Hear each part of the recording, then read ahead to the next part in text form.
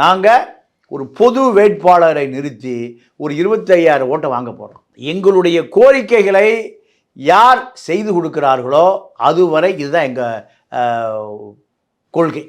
அந்த முடிவுக்கு அந்த மக்கள் தயாராகிட்டாங்களா? மக்கள் தயார்படுத்த வேண்டிய தேவை இருக்குது. இப்போது சுயேட்சையாக சில வேட்பாளர்கள் அங்கே களம் இறங்கியிருக்காங்க. இது ஒரு உண்மையாகவே ஒரு நல்ல ஆரம்பம்.